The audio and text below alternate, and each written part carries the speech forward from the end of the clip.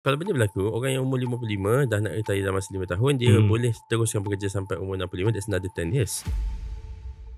Kerajaan perlu melihat, menganalisa situasi. Adakah memberikan optional retirement selepas 60? Kan? Optional. Macam sekarang ni optional kan, 55-60? Ya, sekarang kalau di kerajaan 55-60 ada optional. Boleh je kalau 60-65 nak panjangkan optional tu. 55 sekali, 60 ada, 65 ada kan.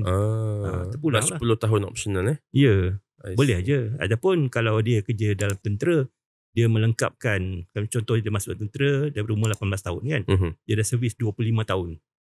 Kan? Dia dah boleh pension penuh. Orang kata pension penuh kan. Itu tak ada masalah. So dalam situasi ni, kalaulah kerajaan naikkan umur persaraan sampai 65 tahun pun, bukankah EPF boleh decide untuk maintain kan dia pengeluaran penuh tu by atau maintain lah 55 60 tahun, dia boleh kan? Boleh, tak ada masalah. Dia awal saya cakap dua isu. Satu isu umur persaraan wajib dilanjutkan daripada 60 ke 65. Satu lagi isu Kedul SP. Tapi kalau kata, kalau macam Faiz cakap tadi betul lah, 60 65 itu persaraan kan. Tapi EPF tak wajib. Kan? Cuma pencaruman tu lah wajib untuk diteruskan.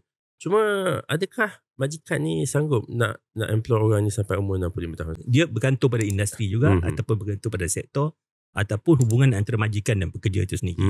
Sebab tu saya katakan benda ni optional kan. Tapi most of developed countries, saya ada statistik 65 ke 67 tahun.